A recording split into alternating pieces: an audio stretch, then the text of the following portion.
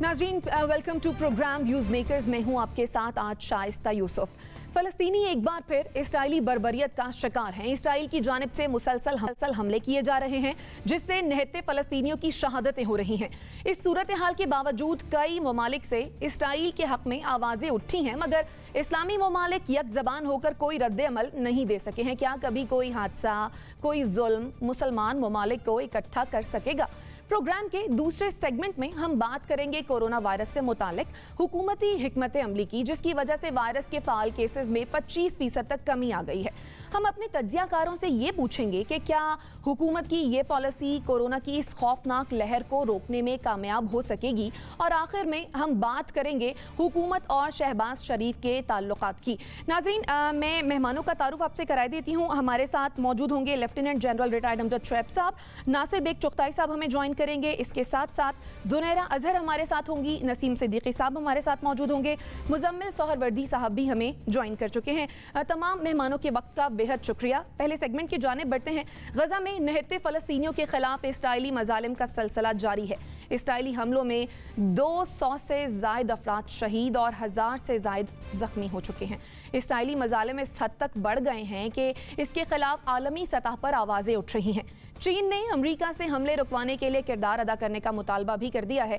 वजीर खारजा शाह महमूद कुरैशी कहते हैं कि अब इस्लामी दुनिया को मुत्तहिद होना पड़ेगा। हमारा आज का पहला सवाल ये है कि इस्लामी दुनिया को अब जो मुत्तहिद होना है, क्या कभी ऐसा हो सकेगा? नासिर बेग चुगताई साहब जी, कभी ऐसा हो चुका है। 1973 अगर मैं वापस जाऊं, मैं माजी के मज़ारों की कब्रें खोदनी शुरू करूं, तो मुझे एक यूनाइटेड नेशन नज़र आती है मुसलमानों की, जो बाकायदा अमेरिका के ख़िलाफ़ इक़दाम करती है, एम्बार्गो लगाती है, ऑयल एम्बार्गो लगाती है, अमेरिका से ताल्लुकात मुनक़ता करती है। लेकिन उसके बाद वो जो लीडरशिप थी पूरी की पूरी, उसको जिस तरह एलिमिनेट किया गया, जिस तरह उसका ख़ात्मा हुआ, उसके बाद से ही हुक्मरान डर गए। 73 की वॉर जो हुई थी इसराइल के ख़िलाफ़, पता होगा सबको कि वो इसराइल को इतने घाव लगा गई थी, इतना ख़तरनाक उन पर वार हुए थे कि वो पीछे हट गए थे। वाहिद अब मतलब 8 जंगें हुई हैं, उनमें से एक जंग वो थी जिसमें इसराइल को ज़द पहुंची थी। 2 बड़े इंतफादा हुए अब तक, और उस इंतफादा में इसराइल को ज़ख्म चिरके लगाए गए, छोटे छोटे चिरके लगाए गए। लेकिन उम्मत मुस्लिमा अब क्या दोबारा मुत्तहिद हो पाएगी? मेरा ख्याल है नहीं, ये सब लफाजी है। और जो हम कहते हैं ना कि मिल्लत इस्लामिया, मिल्लत मुस्लिमा, मिल्लत एक जिस्म, और बस ये अब लफ्ज़ रहे हैं, ये खाली खूली लफ्ज़ हैं, इनका अब ढोल पीटते रहते हैं, मुस्तकिल बजाते रहते हैं। है नहीं, ये इनका वजूद नहीं है। अब देखें ना, हमारे वज़ीर ख़ारजा साहब, हम एक ज़माने में स्कूल जाया करते थे तो हम 4 दोस्त इकट्ठे जाते थे और एक दोस्त एक दूसरे का इंतज़ार करता था। बिल्कुल वही हो रहा है, तुर्की जाके बैठ गए, इंतज़ार कर रहे हैं फ़लस्तीन के वज़ीर ख़ारजा का। भाई वो नहीं आने देगा उनको, इसराइल निकलने नहीं देगा गज़ा से उनको। वो अगर निकलने दिया तो बहुत देर में निकलने देगा। तो भाई आप सीधे सीधे न्यूयॉर्क चले आते, वहाँ लॉबिंग करते आप, हम तो साथ जाएंगे, एक क्लास में बैठेंगे, एक सीट पे बैठेंगे। बचपना हो रहा है ये। OIC की करारदाद देख लीजिएगा आप, जो आपने परसों बहुत धूम धड़के से हमने ब्रॉडकास्ट भी की थी। कौमी असम्बली की करारदाद देख लीजिए, क्या है इसके अंदर। बर्दाश्त नहीं करेंगे, मजम्मत करते हैं, ये नाकाबिल कबूल है हमारे लिए। हम इसके बाद, हम के बाद सन्नाटा है, खामोशी है। हम क्या करेंगे? हम कुछ नहीं करेंगे, बाकी मर्जी इसराइल की है, वो जो चाहे करे। इसराइल उस वक्त जंग रोकेगा जब अपने मकासद हासिल कर लेगा, और ये अमरीकी कोशिश है। 3 बार वो रेजोल्यूशन डेफर करा चुका है। एक मुखालफत अगर हो जाए तो रेजोल्यूशन पुट नहीं करते सलामती कौंसिल में, 3 बार करा चुका है। जब तक उसके मकासद हासिल ना हो जाएं, गजा में सारा इंफ्रास्ट्रक्चर तबाह ना कर दे, वो एक नस्ल का और खात्मा ना कर दे, उस वक्त तक कुछ नहीं होगा, फिर सीज़फायर हो जाएगा। ठीक हो गया। यानी बातें की जा रही हैं, मुजम्मतें की जा रही हैं, लेकिन आगे भी कुछ करना चाहिए और आगे भी बढ़ना चाहिए। जनरल साहब, आप क्या कहेंगे? एक मर्तबा पहले तो मुस्लिम उम्मा इकट्ठी हुई, लगता है कि दोबारा इकट्ठी होगी इस मामले पर? बिस्मिल्लाहिर्रहमानिर्रहीम। देखिए, इस वक्त डिवीजन जो है वो बड़ी गहरी हैं, अभी तक यमन का मसला हल नहीं हो सका और यमन की वजह से ईरान और अरब मुल्कों में एक बहुत बड़ी डिवीजन थी। फिर इजराइल की रिकग्निशन करनी शुरू कर दी अरब मुल्कों ने, खासतौर पे ये जो गल्फ के कंट्रीज हैं, और बहरीन और यूएई की रिकग्निशन जो है वो तो खास तौर पे इजराइल की बहुत बड़ी अचीवमेंट थी, क्योंकि उसने अपने आप को प्लेस कर लिया ईरान के सामने। ईरान उसकी रीच में आ गया है और यहाँ से वो इंटेलिजेंस की गैदरिंग कर सकता है, अपना इक्विपमेंट भी एम्प्लॉय करेगा। अगर ये मुल्क उसको कम अज कम अपने सफीर बुला लेते और कहते कि जी हम ये प्रोसेस रिकग्निशन का रिवर्स कर रहे हैं, तो उसको बहुत बड़ा झटका लगता, लेकिन ये कोई ऐसा इंदिया नहीं दिया उन लोगों ने कि ये करेंगे वो। और दूसरी तरफ ये है कि ईरान के साथ भी इनके मामला तय नहीं पा सके, ठीक नहीं हो सके। फलस्तीन को उन्होंने बहुत अरसे से अबंडन कर दिया होता, तकरीबन सारे मुल्कों ने। शाम, मिस्र और उर्दन, ये तीनों मुल्क जिनकी सरहदें साथ हैं लेबनान के अलावा, ये तीनों मुल्क कुछ करने को तैयार नहीं है कि कोई कमक पहुंच जाए वहां पे फलस्तीनियों को, कोई ऐसी इमदाद दे दी जाए जिससे कि कोई वेपन वगैरह कुछ चीज जिनसे वो कर सके। तो मुस्लिम उम्मा भी अगर कुछ करना चाहे तो इन्हीं मुल्कों के जरिए हो सकता है जो ये करने को तैयार नहीं। तो नतीजा ये कि आज तमाम मुल्क जो है वो एक नफ्सा नफ्सी के आलम में है। इस्लामी मुल्क जितने भी हैं अपने मुफादात की रोशनी में फैसले कर रहे हैं और अंदरूनी तौर पे इतनी ज्यादा डिवीजन्स हैं कि इसको बढ़ते, इनको अगर कल को प्रोसेस ये हो भी जाए शुरू ईरान के साथ या और बाकी मुल्कों के साथ, तो इसको बड़ा वक्त लगेगा कि ये यमन की जंग बंद हो, अरबों का और ईरान का कोई मसला हल हो, या इराक के अंदर जो शिया सुन्नी इशू चल रहा है या शाम के अंदर चल रहे हैं, ये चीजें रिजॉल्व हों, इसको लगेगा बड़ा टाइम। तो उस वक्त तक तो ये सारा कुछ हो जाए। तो इस वजह से ये तवक्को रखना कि ये लोग कभी इकट्ठे होंगे इस्लामी मुल्क और ये कुछ करेंगे, ये तो मुमकिन लगता नहीं है। और अमेरिका ने डेफिनेटली, जो अभी नासिर भाई बात कर रहे थे, अमेरिका तो उस वक्त तक कुछ नहीं होने देगा जब तक के इजराइल अपने मकासद पूरे नहीं कर लेता। जरूरत इस बात की है कि जो टर्की ने अपनी प्रपोजल दी है कि एक प्रोटेक्शन फोर्स वहां पे लगाई जाए जो कि जो इनको फलस्तीनियों को प्रोटेक्शन मुहैया करे, वो चीज है जिसको परसू करना चाहिए। और उसकी यूनाइटेड नेशन की बेशक उसमें जनरल असेंबली में पहले डिस्कशन हो जाए, फिर आप ले जाए उसको सिक्योरिटी काउंसिल में, लेकिन वो एक रास्ता है जहां इनको बचाया जा सकता है। और यही जरूरत है इस वक्त कि इसका फलस्तीनियों का नुकसान, जानी नुकसान जो है वो किसी तरह इस वक्त रोका जाए। और वो मुस्लिम उम्मा की यूनिटी से नहीं रुकेगा, वो ये 5-4 मुल्क जो करेंगे इसके लिए लॉबिंग वगैरह भाग दौड़ करेंगे चाइना को मिला के, वो शायद कुछ काम आ जाए और उससे ये मसला हल हो जाए। वरना मुझे कोई तवक्को नहीं कि इस्लामी मुल्क मिलकर कुछ काम कर सके। ठीक, तो जुनैरा, आप क्या समझती हैं, मफादात की जंग इस कदर शदीद हो चुकी है कि तमाम मुस्लिम ममालिक का यकजा होना मुश्किल है?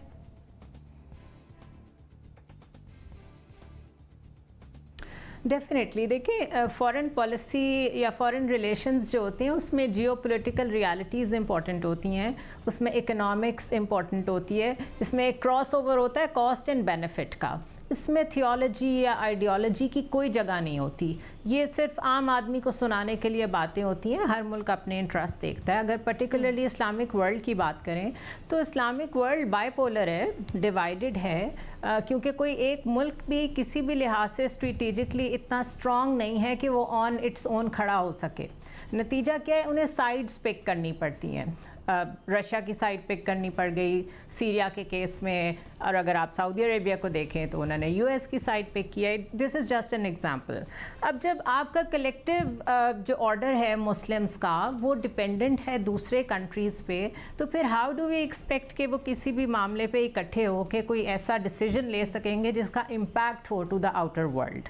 सो इसलिए ये पॉसिबल नहीं है, ये रियलिटी है, इसको मान लेना चाहिए। OIC तो आज तक ये भी नहीं कर सकी कि जो इंस्टीट्यूशनलाइज्ड डिस्क्रिमिनेशन हो रही थी दुनिया में, अभी भी हो रही है, रोहिंग्या मुस्लिम्स के साथ जो कुछ हो रहा था, थाईलैंड में जो कुछ हो रहा था, उन्हीं पे कोई एक्शन ले लेती, उन्हीं पे कोई डेलीगेशंस भेज के कोई मॉडरेटर का रोल, ब्रोकर का रोल प्ले कर देती, जो कि बहुत माइन्यूट लेवल होता है। तो अगर वो भी नहीं कर सकी तो पैलेस्टाइन का इशू तो बहुत बड़ा इशू है।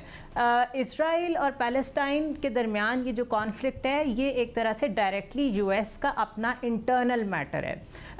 डोंट फॉरगेट कि US was the first country to accept Israel as a sovereign Jewish state, और वो भी उसके बनने से 2 साल पहले 1946 में ही एक्सेप्ट कर लिया था यूएस ने।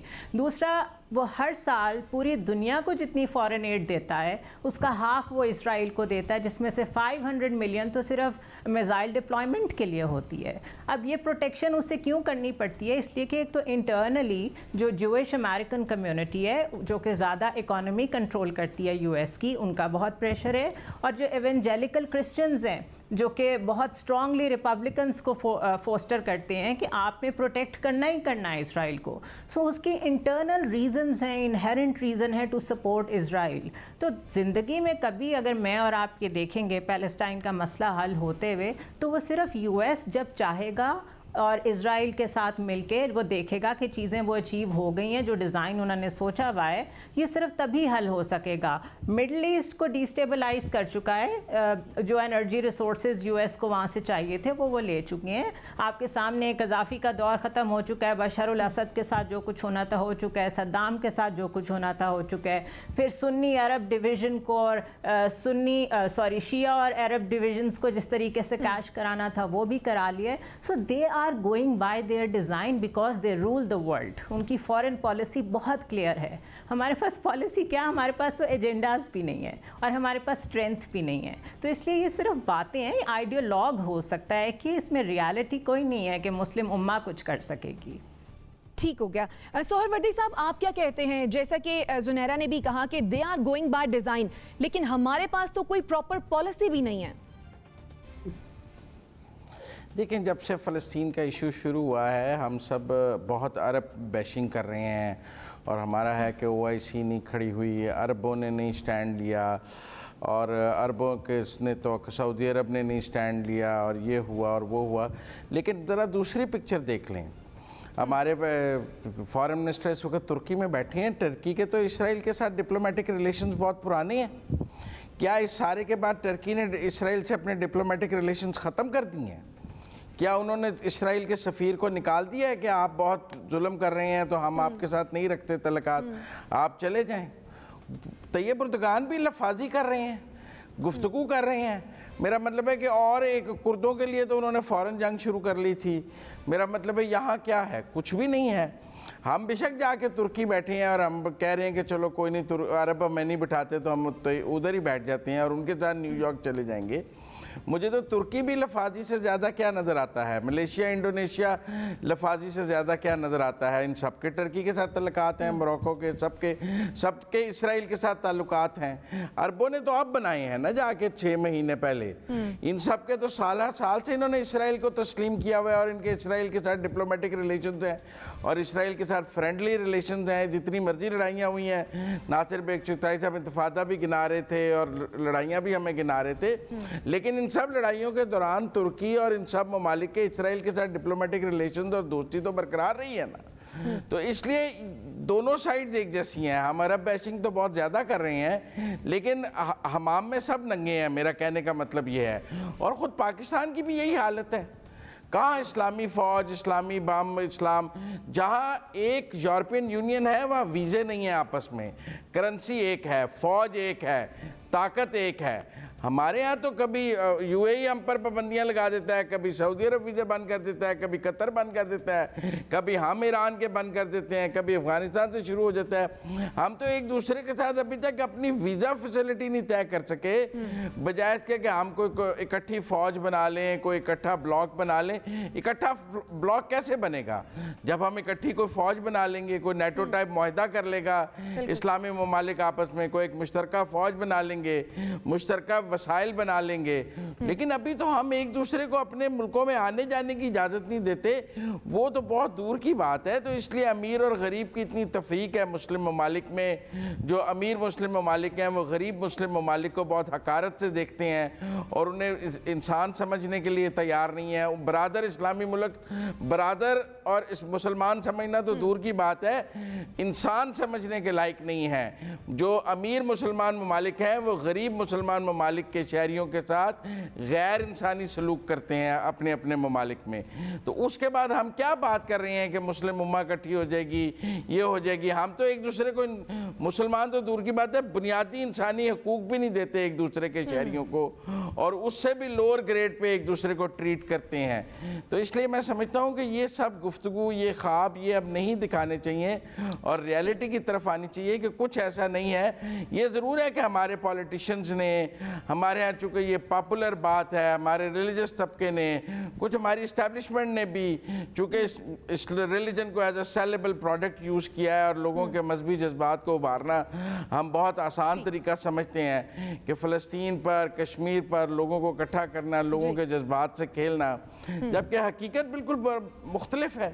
ज़ियाउल हक का किरदार क्या था फ़लस्तीन के लिए, मतलब वो कोई बयान करने की ज़रूरत है ज़ियाउल हक का क्या किरदार था। और मुशर्रफ के दौर में तो हमारा वज़ीर ख़ारजा इसराइल के वज़ीर ख़ारजा को मिल रहा था, तो फिर क्या बात करनी है किसी के बारे में।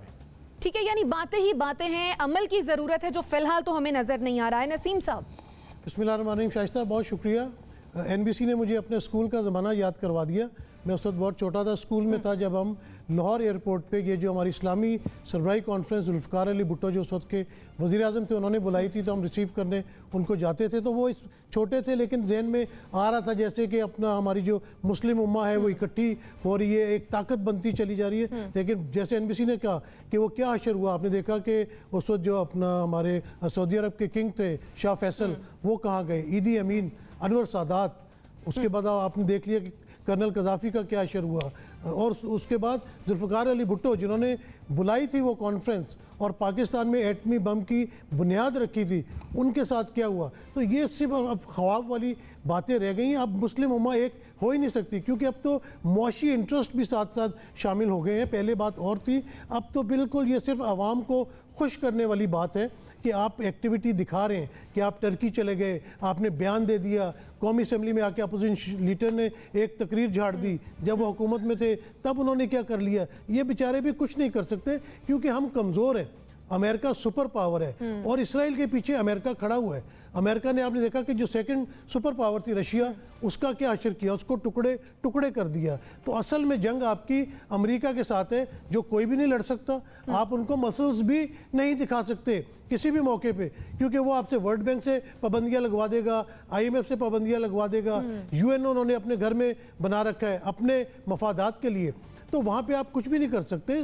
जुनैरा ने बिल्कुल ठीक कहा कि वो इतना ताकतवर है, मूज़ और घोड़ा है, उसको आप लगाम नहीं डाल सकते। अगर वो चाहे तो ये सारे मामलात बड़े आराम से हल हो सकते हैं। आप देखें कि उसने जिस तरह अफ़गानिस्तान में आके 20 साल तक बैठा रहा है और जिस तरह इस खित्ते को तबाही के दाने पे पहुंचाया है, क्या कोई उसको रोक सका है? नहीं। उसने आर्म्स, वो जो वेपन्स ऑफ मास डिस्ट्रक्शन लेके वो गए थे अपना इराक में, वहाँ उन्होंने इराक का क्या असर किया है, क्या कोई उनको रोक सका? तो हम लोग कुछ भी नहीं कर सकते। हम लोग सिर्फ ये टी पार्टीज़ और ये इस तरह के जो अपनी मेल मुलाकात है, ये टीवी पे दिखाने के लिए, लोगों को खुश करने के लिए ये बातें तो हो सकती हैं, लेकिन इनका दूररस नताइज कुछ भी नहीं निकल सकता जब तक ये मुत्तहिद होने वाली बात 56 ममालिक है मुसलमानों के पूरी दुनिया में, अगर वाकई ये सब मुत्तहिद हो जाएं आपस में, तो ये एक बहुत बड़ी दीवार बन सकते हैं, बहुत बड़ी ताकत बन सकते हैं। लेकिन इनके आपस में इतने डिफरेंसेस हैं, जैसे अभी शिया सुन्नी का भी जिक्र हुआ, इतने फ़िरक़ों में बढ़ चुके हैं कि ये बिल्कुल कुछ भी नहीं कर सकते। और फ़लस्तीन के आसपास जो इस्लामी ममालिक हैं वही उनकी कोई मदद करने को अगर तैयार नहीं है, तो जो कुमंद है वो तो वहीं से पहुंचेगी ना।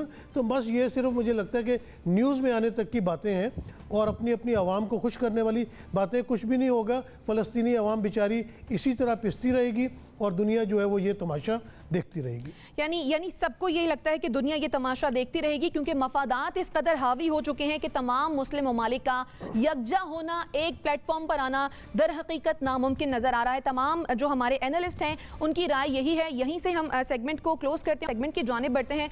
बात करेंगे कोविड की। अप्रैल के अरूज के कोरोना वायरस के फ़ाल केसेस में 25% कमी आ गई है। मुल्क में फ़ाल केसेस 67,665 तक आ गए हैं। इससे कबल ये 90,000 का हिस्सा अबूर कर गए थे। वायरस के फैलाव को रोकने के लिए हुकूमत ने ईद से कबल मुख्तलिफ इक़दाम किए थे, जिसमें सयाहत के शोबे को बंद करना भी शामिल था। हमारा आज का दूसरा सवाल ये है कि अप्रैल के उरूज के बाद कोरोना वायरस के फाल केसेस में 25% कमी, क्या जो हुकूमती हिकमत अमली थी वो कामयाब हो रही है? इस बारे में जुनैरा आप क्या कहेंगी? देखिए शाइस्ता, एक चीज़ तो अब खुद तजर्बा करके आपने देख लिया कि जो एक बहुत बड़ा सुपर स्प्रेडर हो सकता था ईद का हमारा फेस्टिवल, उसको जब कंट्रोल किया है और वो भी थ्रू लॉकडाउन, तो चीज़ें आपको कंट्रोल में नज़र आई हैं। सो वो जिन लोगों का जिन भी वजूहात की वजह से ये ख्याल था कि लॉकडाउन की तरफ नहीं जाना, उनको अब समझ आ गई होगी कि सिचुएशन ऐसी है, आप मुआशी बर्डन तो बर्दाश्त कर सकते हैं, आप ज़िंदगियों का ज़ियान नहीं बर्दाश्त कर सकते, सिवाय लॉकडाउन के कोई हल ही नहीं है। दूसरा, ये पैंडमिक का प्रॉब्लम ये है कि जैसे जैसे वेरिएंट्स चेंज होते हैं वैसे वैसे स्प्रेड का जो एक रेशो होता है वो भी चेंज होता है। फर्स्ट वेव में स्मार्ट लॉकडाउन काम कर गया था पाकिस्तान में, अभी ये सेकंड वेव में आप देख लें वो काम नहीं कर रहा था। इन्होंने कुछ जगहों पे छोटे छोटे लॉकडाउन्स लगाए बट इट डिडंट वर्क। अभी जब कंप्लीट लॉकडाउन लगाया तो 25% आपको सब कुछ नीचे जाता हुआ नज़र आया है। तो it's a different situation. Indian variant UK पहुंच गया है बावजूद इसके कि उन्होंने फ़्लाइट्स बंद की हुई थी। इसका मतलब है जो कैरियर्स थे वो फ़्लाइट्स बंद होने से पहले ही वहाँ पहुँच चुके थे, वो डिटेक्ट अब हुआ है। तो जैसे जैसे वेरिएंट्स चेंज हो रहे हैं तब तक जब तक आप सबको वैक्सीनेट नहीं कर लेते तब तक स्ट्रैटेजीज चेंज कर करके आपको देखना पड़ेगा व्हाट वर्क्स। लेकिन लॉकडाउन ने डेफिनेटली बहुत रोल प्ले किया है।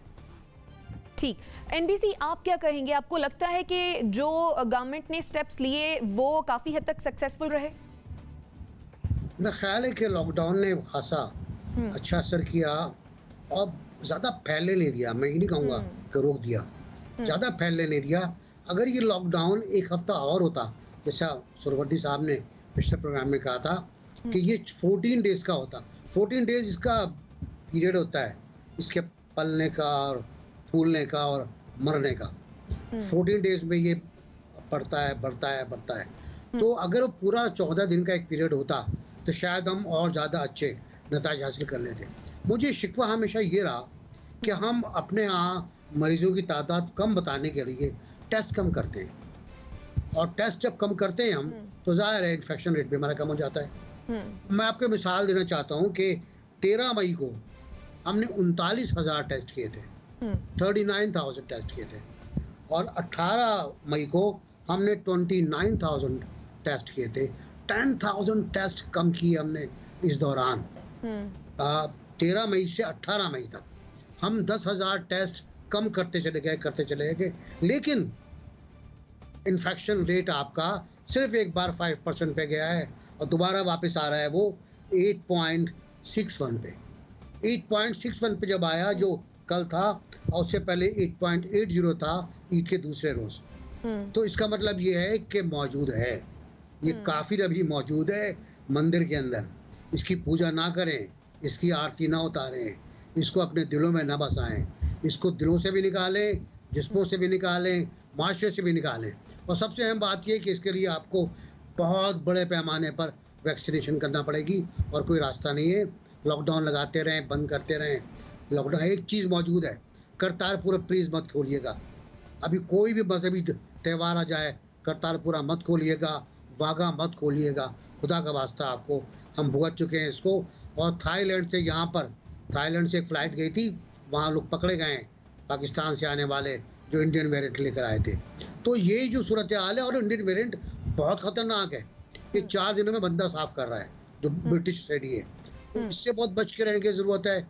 अपने टेस्ट बढ़ा दें, अपने इन्फेक्शन को रियल टाइम में चेक करें, अपना इलाज बढ़ा दें, अपने अस्पतालों का ख्याल रखें। इंडिया में एक दिन में 50 डॉक्टर मरे परसों, और अब तक 244 डॉक्टर इस वेव में मर चुके हैं। तो बचता क्या है? वहाँ तो अब लाशें जलाए बगैर दरिया में फेंकी जा रही हैं। बहुत बुरी सूरत हाल है। अल्लाह ताला हमको बचाए। इसका बचने का वाहिद तरीका ये है कि हम तमाम एहतियाती इक़दाम करें, लॉकडाउन से लेकर मास्क और वैक्सीनेशन। ठीक, यानी आपके नजदीक हुकूमती हिकमत अमली इतनी कामयाब नहीं हो रही है क्योंकि टेस्ट कम कर रहे हैं, इस वजह से रिपोर्ट कम हो रहे हैं केसेस, ऐसा ही है? बिल्कुल ठीक हो गया, आपका पॉइंट आ गया। नसीम साहब, आप क्या समझते हैं, क्या वाकई ऐसा ही है कि कोविड टेस्ट कम हो रहे हैं, इस वजह से केसेस कम रिपोर्ट हो रहे हैं? इतनी ज्यादा जो हुकूमत की जो स्ट्रेटेजी थी वो सक्सेसफुल नहीं रही? बिल्कुल शाइस्ता, एनबीसी ने बिल्कुल सही पॉइंट रेस किया था कि हमारे जब टेस्ट कम हो रहे हैं तो उससे रेशो कम आएगी, लेकिन यहाँ पे हुकूमती हिकमत अमली की जो बात हो रही है, मैं शायद यहाँ पे आपको बताता चलूँ कि जिस तरह हमेशा सरवर्दी साहब ने कहा है कि ये हुकूमत के साथ साथ आवाम की भी जिम्मेदारी है, क्योंकि हुकूमत 22 करोड़ के पीछे पुलिस तो नहीं लगा सकती, तो ये दोनों ने मिल के चलना है। लेकिन मैं जिस पॉइंट की तरफ निशानदेही करना चाहता हूँ वो ये है कि आपने देखे पिछले दिनों क्या हुआ, जब यूके वेरिएंट और साउथ अफ्रीकन वेरिएंट आया, आपने क्या किया, आपने जो पैसेंजर्स वहाँ से आ रहे थे, यूके से बेशुमार लोग शादियों में शिरकत के लिए पाकिस्तान आए, ना आपने उनका ट्रैक एंड ट्रेस किया, ना आपने उनके टेस्ट किए। अभी भी क्या हो रहा है, ठीक है, लोग कहते हैं कि इंडियन वेरिएंट पाकिस्तान नहीं आ सकता क्योंकि हमारी उनके साथ जो सरहदें हैं वो बंद है, लेकिन जब इंडियंस पहुँचते हैं बरतानिया और बरतानिया से हमारे लोग यहाँ पे आते हैं या साउथ अफ्रीका से या किसी और मुल्क से, तो वेरिएंट आ सकता है। मैंने ईद से पहले मैं किसी को इस्लामाबाद एयरपोर्ट रिसीव करने गया, वहाँ पे 400 बंदों की फ़्लाइट आई है, तकरीबन 400 लोग आए हैं, लेकिन वहाँ पे एयरपोर्ट के ऊपर बिल्कुल भी कोई इंतजाम नहीं थे। लॉकडाउन दूसरी तरफ है, लेकिन हुकूमती हिकमत अमली जो एयरपोर्ट्स के ऊपर है ना, वो बहुत ज़रूरी है कि वहाँ पे उनको बहुत सख्ती के साथ जो है ना ट्रैक एंड ट्रेस करना चाहिए।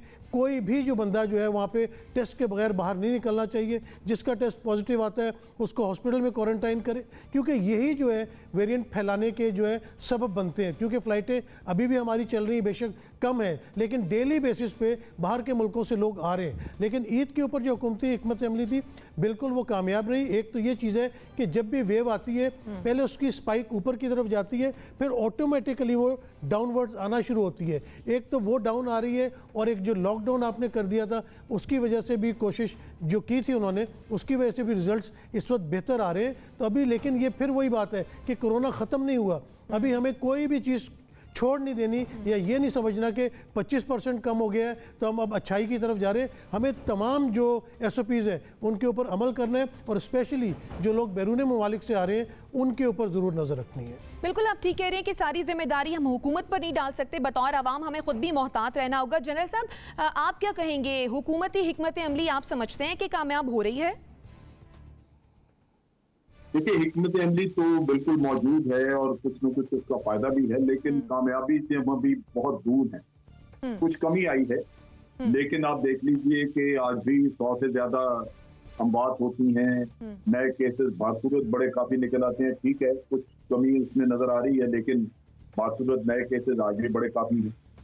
तो कामयाबी तो उस वक्त आप कहें जबकि आप समझें कि अब आपके कंट्रोल में आ गई सिचुएशन, ये कंट्रोल से तो बाहर अभी। मुश्किल यही है कि आप लंबा लॉकडाउन नहीं रख सकते, नहीं रखा, और आवाम वगैरह में जाना शुरू कर देते हैं। नेचुरली आपने थोड़े दिनों के लिए किया, और ये जो लॉकडाउन अभी किया हुआ था वो भी मैं समझता हूँ कि इम्प्लीमेंट नहीं हो सका, क्योंकि मैंने ये देखा कि दुकानदारों ने अपने शटर थोड़े थोड़े नीचे से खुले रखे हुए हैं और उधर से वो लोगों को चीजें भी देते हैं। बाज़ जगहों पे शटर के बाहर उन्होंने टेलीफोन नंबर एक लिख के लगा दिया हुआ है कि जो चीज लेनी हो तो यहाँ से कॉल करें। नतीजा ये कि वो पिछले दरवाजे से इंडिविजुअल को अंदर बुला के तो उसको चीजें दे रहे हैं। वो कॉल करता है और उसको कहते हैं कि हाँ बैक साइड से आप आ जाएं। तो हर तरह की बेईमानी तो हमारी हड्डियों में है ना, कि हमने करनी है, जो जी चाहे अपनी जान जाती है जाए, लेकिन वो करना तो जरूर है। नतीजा ये है कि एक हिकमत अमली मौजूद, लेकिन उस हिकमत अमली को शॉर्ट सर्किट करने के लिए, उसको डिफाई करने के लिए, उसको नाकाम करने के लिए हर हरबा किया गया। मैंने एक प्रोग्राम में कहा भी था कि मेरे बराबर में ही एक शख्स रहता है जिसका कि यहाँ पे बहुत बड़ा कारोबार है और वो शटर बंद करके चला रहा है, यही उसने बताया। तो उसने मुझे जिक्र किया, कहने लगा कि जनरल साहब पुलिस तक तो हम संभाल रहे थे, पुलिस आ जाती, हम पैसे से दे के अपना काम चला रहे थे, अब उन्होंने बुलवा लिया फौज, तो कोई मसला हो तो आपको तकलीफ देंगे।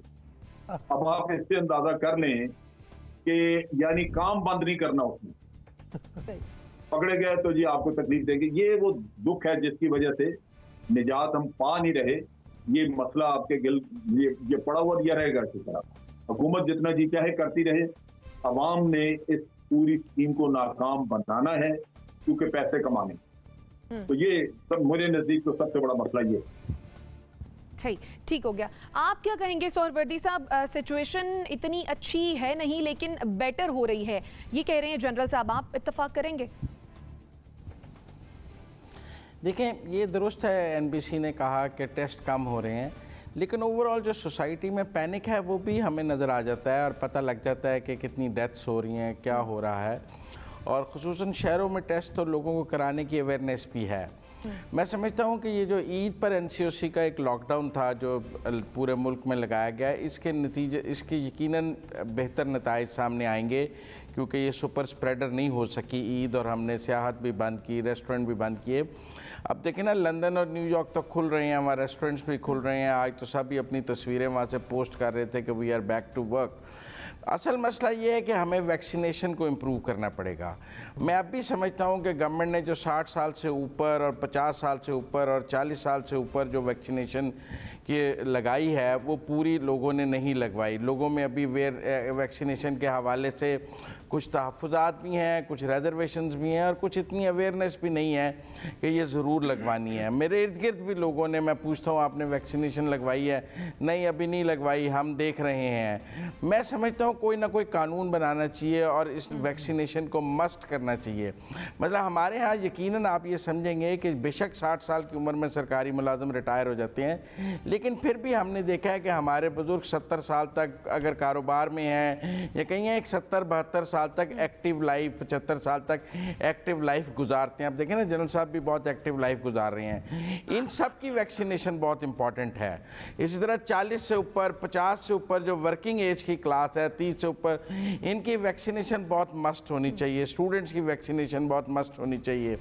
मैं समझता हूँ कि हमें ज़्यादा तवज्जो अब वैक्सीनेशन की तरफ देनी चाहिए। और जो लोग नहीं लगा रहे, नादरा के पास डाटा मौजूद है, जो वैक्सीनेट होता है वो नादरा में अपलोड हो जाता है कि उसने वैक्सीनेशन लगवा ली है।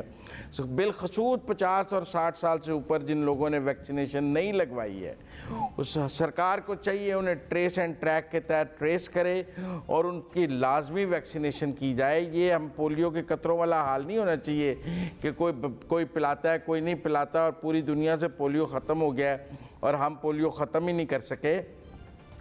इसकी वैक्सीनेशन के ऊपर बहुत सख्ती करनी चाहिए, मैंडेटरी करनी चाहिए, क्योंकि अगर मैं नहीं लगवाता तो मेरे से पूरे माशरे को खतरा है। सिर्फ मेरी ज़ात का मामला नहीं है ये, I can be A super spreader.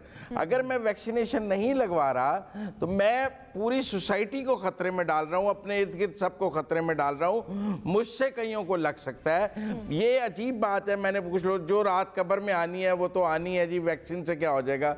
भाई, जो रात कब्र में आनी है वो आनी है, लेकिन उस रात तक भी तो सेहतमंद पहुँचना है ना, कि उस रात को आपने, मेरा मतलब उस रात तक बीमारी से लंग्स अपने डिफेक्टिव करके पहुँचना है। लिहाजा मैं समझता हूँ कि जितनी अवेयरनेस हमें वैक्सीनेशन को देनी चाहिए और जितनी सख्ती हुकूमतों को वैक्सीनेशन पे करनी चाहिए, कि जो नहीं, शुरू में हमने देखा था कि जब किसी घर में पॉजिटिव हो जाता था कोविड तो गवर्नमेंट उसको लेने आ जाती थी आइसोलेशन सेंटर्स के लिए कि आपको आइसोलेट करना है। बाद में घरों में आइसोलेशन करने की भी इजाज़त दे दी गई, लेकिन शुरू में हमने आइसोलेशन सेंटर्स बड़े बड़े बनाए क्योंकि लोग आइसोलेट नहीं होते थे कोविड होने के बाद। फिर आहिस्ता आहिस्ता हमने देखा लोग खुद भी आइसोलेट होने लगे। लेकिन अब भी मैं समझता हूँ कि वैक्सीनेशन पे जितनी सख्ती होनी चाहिए वो नहीं है। मर्जी है लगवा लें ना लगवाएं, नहीं, ये बहुत, ये आपका फर्ज होना चाहिए, मैंडेटरी होना चाहिए। और इसके बगैर आपको शहर में रहने की, पाकिस्तान में रहने की, हमारी आवाम में बहुत हद तक है। वैक्सीन लगवाएं कैसे, अक्सर लोग तो लगवाना ही नहीं चाहते। एनबीसी आप नहीं, इस पर सख्ती करनी पड़ेगी, अवेयरनेस भी बहुत लगानी पड़ेगी। अवेयरनेस कैंपेन्स भी बहुत वीक हैं और उसके साथ साथ मैं समझता हूँ कि लॉ भी नहीं है, कानूनी तौर पे भी लोगों को पाबंद किया जाए कि जो वैक्सीन नहीं लगाएगा उसको सजा दी जा सकती है। ठीक है, एनबीसी आप अपना कमेंट ऐड करना चाह रहे थे गालिबन। एक तो आपने बूढ़ा कह दिया जनरल साहब को, यार जाति की बात है। जनरल साहब यंग आदमी है माशाल्लाह, फिट एंड बिल्कुल यंग आदमी। दूसरी बात ये कि वो जो ऑनलाइन है ना, ऑनलाइन शॉपिंग, बड़े मजे की है। एक जगह लिखा हुआ था शटर पे कि अगर आपको ऑनलाइन शॉपिंग करनी है तो दस्तक दें। दस्तक देने के बाद शटर खुल जाता है, आप अंदर चले जाएं। तीसरी बात बता रहा था बस सीरियसली कि कराची में जो मैंने लॉकडाउन देखा है इस बार, कमाल का लॉकडाउन, यानी सी व्यू जहां लोग खुदकुशी करने जाते थे आमतौर से ईद बकरीद पर, हाँ आज एक परिंदा पर नहीं मारा था। मैं उधर भी रहता हूँ, वहाँ भी घर है मेरा, एक तस्वीर लगाई है मैंने अभी तूफान की, तो एक परिंदा पर नहीं मारा। और हम लोगों से पूछते थे कि तुम बाहर क्यों, हम रहते हैं यहाँ भाई, घर है ये हमारा। तो सन्नाटा, सड़कों पे सन्नाटा, शारा फैसल पे सन्नाटा, दफातर बंद, बहुत तगड़ा लॉकडाउन हुआ है, बहुत अच्छा हुआ है। लेकिन मैंने अर्ज किया ना कि आपने वक्त से पहले खत्म कर दिया। वैक्सीनेशन की उम्र की हद खत्म कर दे प्लीज। बिल्कुल, ये जो है ना 50 साल और 40 साल, 30 साल, 20 साल से ऊपर सब कर सकते हैं। बिल्कुल, अब वैक्सीन लगानी होगी, 20 साल तक जरूरी है। 18 तक पे आ जाइए, 18 तक पे ले आइए उसको, ठीक हो गया, शायद बढ़ जाए। ठीक है, वैक्सीनेशन बहुत ही जरूरी है और वैक्सीन लगानी भी होगी। नाजरीन, यहाँ पर मुझे ब्रेक लेनी है, ब्रेक के बाद आएंगे और अगले सेगमेंट की जाने बढ़ेंगे।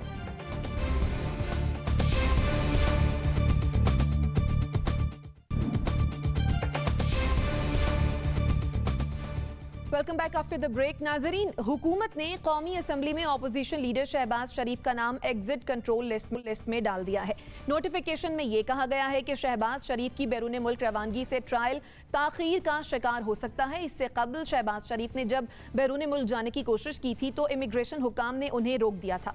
हमारा सवाल यह है कि शहबाज शरीफ का नाम ECL में डाल दिया गया, हुकूमत की इस हिकमत अमली से क्या शहबाज शरीफ की मुश्किलात में इजाफा होगा? जनरल साहब, आप समझते हैं?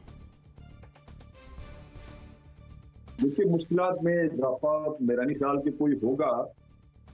वो बाहर उन्होंने कहा था जी मैं चेकअप के लिए जाना चाहता हूँ, वो गालिबन अपना किसी डॉक्टर को दिखाना चाह रहे थे, वो नहीं गए। बारसूरत सेहतमंद नजर आते हैं, पार्लियामेंट में उन्होंने असेंबली में खड़े होकर तकरीर वगैरह भी की है। तो जिस काम के लिए वो जाना चाह रहे थे गालिबन वो मेरा ख्याल है कि वो कल गई चीज या उसका इतना बड़ा मसला नहीं है। वो माशाल्लाह ठीक ठाक नजर आ रहे हैं, सेहतमंद हैं। तो अगर यही मकसद था तो फिर तो कोई और प्रॉब्लम तो है ही नहीं जिसकी वजह से उनको कोई मसला होना था। तो एक चेकअप की प्रॉब्लम थी, मेरा ख्याल है वही उन्होंने कहा था। तो इसलिए मेरा नहीं ख्याल कि शहबाज शरीफ साहब के लिए कोई मसाइल पैदा होंगे। अगर आप उसको उस पैराए में देखें कि जी वो गालिबन यहाँ केसेस हैं तो केसेस से वो जाना चाह रहे थे कि वहाँ केसेस से बच जाएं, यहाँ केसेस तो सबसे खुले पड़े हैं, उनमें से किसी का ना कभी फैसला हुआ ना होगा। तो ये तवक्को कि भाई किसी की मुश्किलात में इजाफा इसलिए समझा जाए कि उसको शायद कोई सजा हो जाएगी, तो वो तो यहाँ है ही नहीं। इस हमारे मुल्क में तो ये रिवाज ही नहीं है। लिहाजा मेरे ख्याल में तो कोई किसी की मुश्किलात में कोई इजाफा नहीं, वो जैसे पहले एंजॉय कर रहे थे अब भी कर रहे हैं और करते रहेंगे इंशाल्लाह। ठीक, NBC, आप मुस्कुरा रहे थे जनरल साहब की बात पर, आप क्या कहेंगे? जनरल साहब सीधी सीधी बात करना चाह रहे हैं, नहीं कर पा रहे वो कि मुश्किलात में इजाफा शहबाज शरीफ की नहीं होगा, मुश्किलात में इजाफा हुकूमत की होगा। हुकूमत ने पंगा ले लिया है, हुकूमत ने एक ऐसा मामला अपने सर पे ले लिया है जो उसका सर काट सकता है। अब ये जो दो धारी तलवार पे हुकूमत चल रही है उसका नुकसान जाहिर है शहजाद साहब ने मशवरा दिया होगा ना। देखिए, जमानत के 1 घंटे के बाद बयान आता है, सब रिकॉर्ड के ऊपर है ये, और रिकॉर्ड जाएगा हाई कोर्ट में और सुप्रीम कोर्ट में। 1 घंटे बाद आएगा, हम हर तरीके से रोकेंगे। मतलब आपने हाई कोर्ट का फैसला मुस्तरद कर दिया, कंटेम्प्ट वहीं से शुरू हो गई। फिर फवाद चौधरी का बयान आता है, फिर अब एक कि प्राइम मिनिस्टर ने कह दिया है कि इक़्तिदार की कीमत अदा करूँगा मैं, लेकिन जाने नहीं दूंगा, छोड़ूंगा नहीं। ये बड़े बड़े नारे भड़के। तो मेरा ख्याल है कि शहबाज शरीफ को ने हुकूमत को मुश्किल में डाल दिया, और नहीं डालना चाहता, गलत किया उन्होंने। इस तरह खामोशी से बैठ जाते, वो खामोशी से नहीं बैठे, वो पार्लियामेंट में खिताब कर रहे हैं, वो लोगों से मुलाकात कर रहे हैं, सियासी सरगर्मियाँ कर रहे हैं, सफ़ीरों से मिल रहे हैं, बयान जारी कर रहे हैं, ट्वीट कर रहे हैं। वो निचले नहीं बैठे। अगर वो बाहर चले जाते तो शायद तक खामोश हो जाते, वो शायद इतनी बड़ी सियासी सरगर्मी नहीं करते। और आज तो PDM को इकट्ठा करने की बात कर रहे हैं। वो आज उनकी बातचीत हुई है नवाज शरीफ साहब से भी और मौलाना साहब से भी, जो PDM को तोड़ने में मतलब खासा बड़ा किरदार था इन लोगों का। पीपल्स पार्टी से बात हुई, PDM से अलग हुई या नहीं मुझे पता नहीं। तो अब ये तो एक कंपेन शुरू हो गई है, एक उनका इनिशिएटिव आ गया है। वो ज़्यादा ख़तरनाक, मैंने पहले भी कहा था कि वो ज़्यादा ख़तरनाक होंगे मुल्क के अंदर रहते हुए उनकी सियासत ज़्यादा फाल होगी, और वो आम सियासतदान नहीं है, वो बहुत सोच समझ के मुफाहमत के राह पे चलने वाले सियासतदान हैं, जो इधर से भी मुफाहमत, यहाँ से भी दोस्ती, तुझसे भी प्यार, तुझको भी सलाम, तू मेरा बड़ा भाई, लेकिन परदाना वहीं गिरेगा जहाँ पर उनका फिलॉसफी है। तो मैं समझता हूँ कोई मुश्किल उनको नहीं है। ठीक, सोहरवर्दी साहब, आप क्या कहेंगे? आपको लगता है कि शहबाज शरीफ की मुश्किलात में इजाफा हो गया है? हुकूमत ने जो हिकमत अमली अपनाई, और एनबीसी ने भी जो एक एडिशन किया है कि शहबाज शरीफ की मुश्किलात में इजाफा नहीं हुआ, बल्कि शायद हुकूमत की मुश्किलात में इजाफा हो गया है। मुल्क में रहते हुए शहबाज शरीफ शायद ज़्यादा खतरनाक होंगे हुकूमत के लिए। आप क्या कहेंगे? नहीं, जब से शहबाज शरीफ कायदे हिज़्ब इख्तिलाफ बने हैं, हुकूमत ने किसी न किसी तरह उन्हें मैनेज करने के लिए कोशिश की है। मतलब सबसे पहले उन्हें गिरफ़्तार कर लिया, उन्हें 2 दफ़ा गिरफ़्तार किया गया। पहले गिरफ़्तार किया, अब फिर दूसरी दफ़ा गिरफ़्तार किया तो वो कोई 200 सवा 200 दिन बढ़ रहे हैं, पहले भी कोई 100-150 दिन रहे हैं, फिर उनके बेटे को भी गिरफ़्तार रखा है। तो एक बहुत फोकस है हुकूमत का शहबाज शरीफ के ऊपर। जैसे इमरान खान और हुकूमत जो है वो शहबाज शरीफ को अपने लिए बहुत पोटेंशियल थ्रेट समझती हैं, और वो समझते हैं कि बड़ा ख़तरा उन्हें शहबाज शरीफ से ही है, इसलिए शहबाज शरीफ को जेल में रखना, शहबाज शरीफ को ECL पे रखना, शहबाज शरीफ को कैद रखना, शहबाज शरीफ को मैनेज रखना बहुत ज़रूरी है। और मैं समझता हूँ कि ये ओवर फोकस्ड हो गई है हुकूमत इमरान खान शहबाज शरीफ पर, उनकी सफ़ीरों से मुलाकातों पर, उनकी पॉलिटिकल एक्टिविटी पर। मतलब वो शहबाज शरीफ ना हुकूमत को जेल में वारे में है, ना जेल से बाहर बारे में है, ना पाकिस्तान में बारे में है, ना पाकिस्तान से बाहर बारे में है। वो चला कहाँ जाए? आप उसे जेल में रखते हैं, थोड़े अरसे बाद कहते हैं नहीं शहबाज शरीफ को जेल में डाल के बड़ी गलती हो गई है, जेल में डाल के तो ज़्यादा नुकसान हो गया। फिर आप कहते हैं अच्छा चलें जेल से निकाल लेते हैं, फिर आप कहते हैं कि उसको लंदन भेज के ज़्यादा नुकसान हो गया, लंदन नहीं भेजना। फिर आप कहते हैं उसे पाकिस्तान में रहना, उसके लिए हमारे लिए बड़ा नुकसान है, वो एक्टिविटी बहुत करता है, तो उसको पाकिस्तान में भी नहीं रहने देना। तो मेरा ख्याल है पिछले 3 साल में हुकूमत ये तय नहीं कर सकी कि उसने शहबाज शरीफ के साथ क्या सलूक करना है, जेल में रखना है, बाहर रखना है, लंदन रखना है, कहाँ रखना है। और हर 2 महीने बाद, 3 महीने बाद, 4 महीने बाद हुकूमत की सोच शहबाज शरीफ के हवाले से बदलती रहती है। अब भी उनकी जो एक्टिविटीज़ हैं वो हुकूमत के लिए दर्द-ए-सर हैं। फिर वो कहेंगे अच्छा नहीं इससे तो बेहतर था लंदन ही चले जाते, और फिर अब उनके लिए मसाइल पैदा हो रहे हैं। तो मैं समझता हूँ हुकूमत को शहबाज शरीफ पर कम तवज्जो देनी चाहिए, अपने काम पर ज़्यादा तवज्जो देनी चाहिए। जितनी मेहनत पिछले 3 साल में शहबाज शरीफ को मैनेज करने के लिए जेल में भेजने, ज़मानत करने, लंदन जाने देने, वापस आने, हमजा को पकड़ने, इस पर लगाई गई है, इतनी मेहनत अगर काम करने पर लगाई होती तो आज ये मसाइल ही ना होते। ये डिलीवरी अगर आज होती तो शहबाज शरीफ मसला ही ना होता। अगर डिलीवरी होती तो लोग क्यों कहते हैं शहबाज शरीफ के काम याद आते हैं? अगर डिलीवरी होती तो लोग क्यों कहते जी कि Shahbaz Sharif is an alternate choice for Imran Khan? वो आज भी बेहतरीन मुतबादिल हैं। वो आज भी बेहतरीन मुतबादिल इसलिए हैं कि इमरान खान साहब की कारकर्दगी जो है वो इतनी अच्छी नहीं नज़र आ रही, इसीलिए सब शहबाज शरीफ की तरफ देख रहे हैं, और इसीलिए शहबाज शरीफ को किसी न किसी तरह माइनस करना, चुप करना, कोई उसका हल ढूंढने की कोशिश की जा रही है।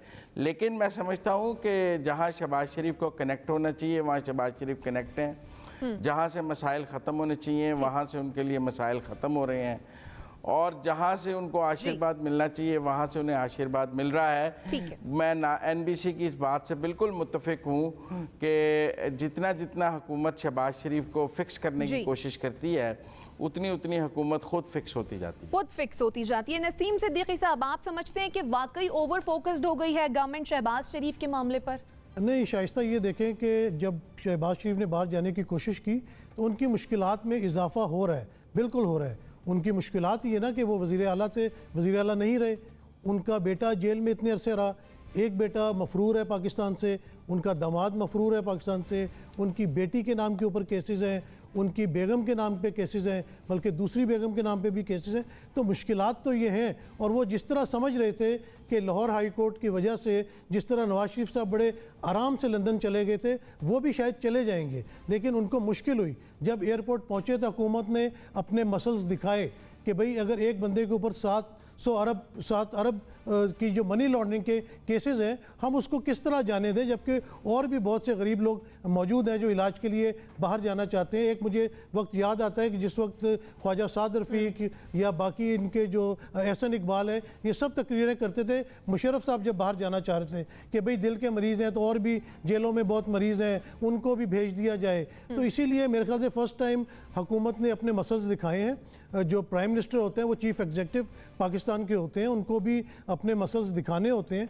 और जब दो पहलवान उतरते हैं अपना अखाड़े के अंदर तो वो ऊपर नीचे होते रहते हैं, लेकिन कोई ना कोई आखिर में जीतता है। तो मेरे ख्याल से इनकी मुश्किलात में बिल्कुल इजाफा है। उनको थोड़ी सी प्रिविलेज इस वजह से मिली हुई है कि वो लीडर ऑफ द अपोजिशन हैं कौमी असम्बली में, वो जो पाकिस्तान अपना जो पब्लिक अकाउंट्स कमेटी है उसके चेयरमैन भी है, इसलिए उनको सफ़ीरों से मिलना या दूसरे लोगों से मिलना ये कोई मुश्किलात उनके लिए नहीं है। लेकिन इसका ये मतलब नहीं है कि जी अगर वो, लेकिन उस चले थे पहले, मेरा मतलब कि लीडर ऑफ द हाउस तो है ना, तो उनको ये प्रिविलेजेस हैं, वो मिल लेते हैं लोगों से, पुरानी जान पहचान है। लेकिन मुश्किलात में इजाफा तो है क्योंकि हुकूमत सुप्रीम कोर्ट में भी चली गई है और वो मुकाबला करने जा रहे हैं। और अगर हुकूमत ने अपना पूरा जोर लगाया तो डेफिनेटली, और अगर केस सही तरह प्लीट किया कोर्ट में तो उनकी मुश्किलात में इजाफा है।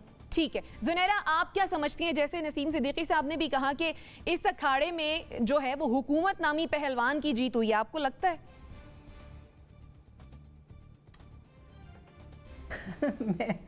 मैं क्या कह सकती हूँ, क्योंकि इस अखाड़े में जो हुकूमत है वो सिर्फ मसल ही दिखा रही है इतने अरसे से, कुछ और तो कर नहीं रही है। सिर्फ मसल दिखाना तो काम नहीं होता ना, उस मसल में से निकल क्या रहा है, उससे आप बना क्या पा रहे हैं, उस स्ट्रेंथ को आप कहाँ यूटिलाइज कर रहे हैं, दैट इज़ इम्पॉर्टेंट। तो अभी तक तो ये हुआ है कि people like me who were never fond of Shahbaz Sharif, I was never fond of Noon league, मुझे ये लगने लग गया है कि शायद कोई हिडन पोटेंशियल ऐसा है शहबाज शरीफ में जो इमरान खान की गवर्नमेंट इतनी उनके पीछे पड़ी हुई है। तो ये रिवर्स इंजीनियरिंग खुद कर रहे हैं, क्योंकि ह्यूमन माइंड हमेशा रिवर्स में जाता है। आप उससे कहें कि लाल रंग के बारे में नहीं सोचना तो वो लाल रंग के बारे में ही सोचेगा। तो मुझे नहीं समझ आ रही कि ये सब कुछ करके इन्हें क्या मिलेगा। दूसरा ये कि क्या कोई ह्यूमन ट्रैफिकिंग का ट्रायल था, कोई हेरोइन की स्मगलिंग थी, हेरोइन भी वो वाली जो अपने पास से नहीं डाली हुई थी, वाकई उनके पास से निकली थी। कोई ह्यूमैनिटेरियन क्राइसिस क्रिएट किए थे शहबाज शरीफ ने जिसका ट्रायल डिले हो जाना था। मुझे ये आर्ग्यूमेंट नहीं समझ आया, अगर शहबाज शरीफ चले जाते और वापस ना आते तो भी गवर्नमेंट के जो सो कॉल्ड मसल्स हैं वो बड़े स्ट्रांग होते कि हमने तो कहा था ये भाग जाएंगे, और लाहौर हाई कोर्ट ने उनको भागने दिया। लेकिन वो इतने ओवर फोकस्ड हैं, दिस इज़ राइट जो इन्होंने कहा है कि उनको ये जो मेसी डिवोर्स है ना अपनी सामने लिखी हुई जो नज़र आ रही है, उससे बचने के लिए वो हर बात पे रिएक्ट कर रहे हैं। तो ये जो 2 साल में एक डिवोर्स होनी है, ये हमारे ऊपर बहुत भारी होगी, कम से कम अवाम के ऊपर बहुत भारी होगी। देखें इसका एंड कैसे होता है। ठीक है सोहरवर्दी साहब, आप शायद कोई कमेंट ऐड करना चाह रहे हैं जल्दी से, मेरे पास सिर्फ 10 सेकंड्स का वक्त है। नहीं, मैं ये कहता हूँ कि अगर गवर्नमेंट ये कानून बना दे कि कोई भी अंडर ट्रायल जो है वो बाहर नहीं जा सकता, तो फिर तो यकसा सलूक हो जाएगा ना। अब एक वजीर भी जो अंडर ट्रायल थे वो भी वजीर आजम के साथ नायबजदा थे, वो उम्रे पे गए हुए थे। सोहरवर्दी साहब, आपका कथा कलामी की माफ़ी चाहूँगी, वक्त कम है जिसकी वजह से हमें क्लोजिंग की जानी बड़े। नाज़रीन, इसी के साथ मुझे और मेरे मेहमानों को दीजिए इजाज़त, अल्लाह ने के बाद।